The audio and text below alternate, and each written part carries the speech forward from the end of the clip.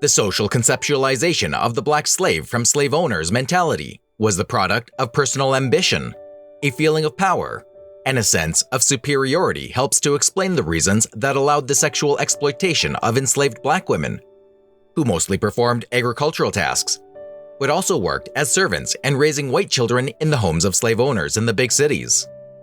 Do not have the slightest doubt, such anti-human behavior against slaves, which we are talking about here, was a practice mostly used by the owners of slaves in almost all the plantations in the slave states of the South.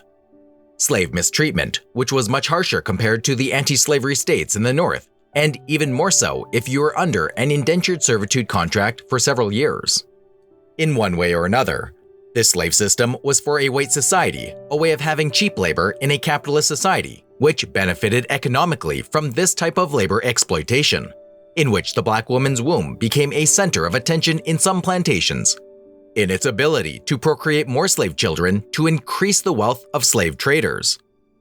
In retrospect, the dehumanization of black slaves is obvious, and you may wonder right now why no one questioned the system of abuse and exploitation of one human over another. However, it is important to understand the different social dynamics that occurred at that time.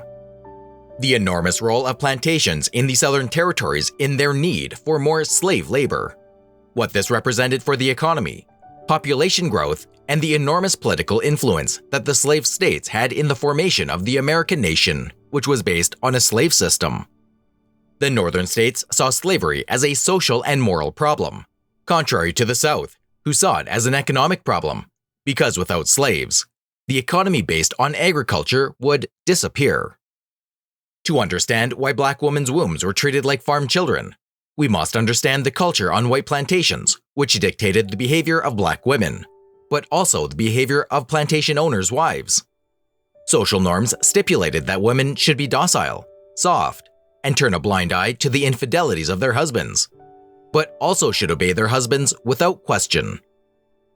When the white woman heard stories associated with the rape of black women on their plantations by the slave chief, who was usually white, but also by those black slaves who blindly obeyed the wishes of the plantation owner.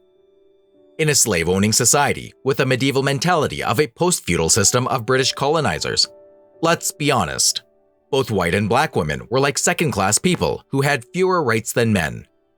Product of that medieval mentality influenced mainly by religious beliefs. Although many thought that white women were physically inferior to men, they were also believed to be morally superior creatures. Hence, the reason why white women of the South should emphasize her sexual purity and personal virtue. Not so when we talk about black women, who were seen as less than human.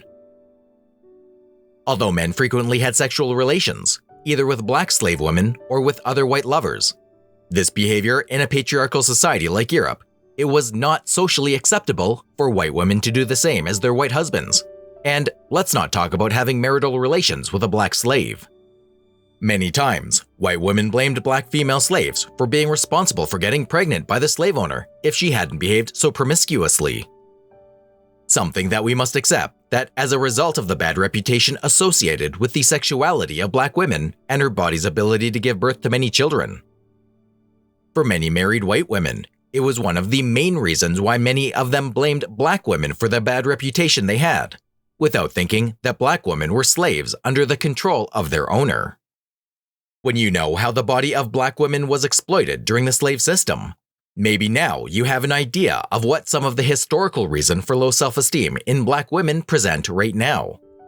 Black women were considered by some men as fetishists, but also impure, and more so when you compare it with the modesty of white women who were faithful to their husbands and all had children within marriage. Therefore, in the heaviest days of slavery, marital relations with slaves between blacks and whites were prohibited and culturally unacceptable. Prohibitions of interracial relationships which only existed in the social environment, because during slavery, there was a different reality which negatively affected the body and image of black women. Although these interracial relationships were prohibited, because these relationships were frowned upon, this did not mean that white men were reluctant to cross the line of this social taboo. Not only were slave women's bodies literally disciplined as a means of extracting labor, but their bodies were also often subject to the sexual desires of their masters, not to mention the exploitation of the womb in the need for slave owners to increase their profits. Profit on the sale of black slaves. Do not have the slightest doubt.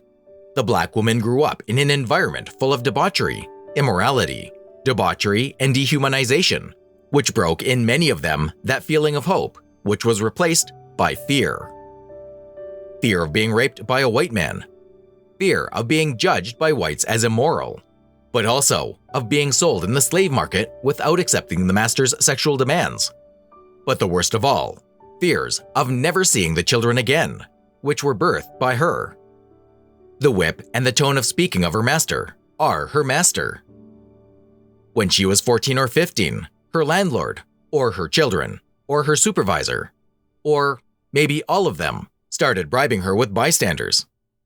If this did not work to achieve her purpose, then she was flogged and starved as a method of submission to her master's wishes. Sexual violence inflicted at the hands of their masters was the true reality faced by many slaves. She wrote that, "When I was told my newborn baby was a girl, my heart was heavier than it had ever been before." Slavery is terrible for men, but it is much more terrible for women, especially black women. Something that you have to understand. The physical as well as psychological struggles that come with childbearing were enormous for slave women during slavery in the United States, which is still part of the collective unconscious of women of color. They were expected to put the needs of the master and his family before their own children. They even had to breastfeed other children to the detriment of their own children. The slave mothers on large plantations returned to the fields soon after giving birth, leaving their children to be raised by other black women, too young or old to work. On a smaller plantation, the responsibilities of slave mothers were simply added to their usual duties. Slave mothers often intentionally stayed in bondage to avoid separation from their child, while their male counterparts attempted to escape. Tragically, the enslaved mothers faced the possibility of witnessing their daughters suffer the same fate of essentially being a breeder for the slave master.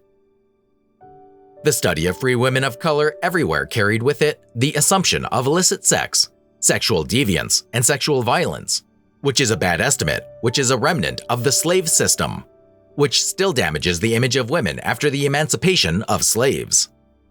The assumption that enslaved women were assured of their freedom through carnal machinations is a dominant and homogenized narrative that was never part of the reality of black women, when we look at it from another point of view. The use of the mistress to describe women of color who performed sex work during slavery reiterates the slaveholders' fantasy of ownership in our own language, reproducing the mythology that women of color having sex with white men has somehow transcended the experience of slavery. Using the woman's womb as a baby farm is not a new concept. It is a social and family behavior that has always existed under another name. When you analyze the role of women in all societies, in which giving birth to the greatest number of children was something that was expected for a woman, either product of religious beliefs or the need for workers to cultivate the land that belongs to the family, and more in patriarchal societies, in which the vitality and vigor of men was determined by the number of children the woman had. The more children she has, the father of those children was more praised by society, and more when those children were a gift from God. During the slave system, there was an association between promiscuity and reproduction. The desired increase in the slave population seemed to be one of the reasons for this increase in sexual activity in the slave population, which could not be due to the need to create a large family, but rather to increase the number of slaves on the plantation. And let's talk about the promiscuous behavior of the young adolescent slaves, who began having sex with other young adolescent girls at an early age. In few words, slaves breed faster than whites. A wonderful sight, you know. They start out younger, adding, they don't usually wait to get married, as young whites do. Do not have the slightest doubt. Slavery is terrible for black men, but it is much more terrible for black women, and more in a colonial society, where the conduct of women is judged different from the conduct of men, even when both do the same. Besides the burden common to all, they have grievances, sufferings, and mortifications peculiarly their own, uneven, whether black or white.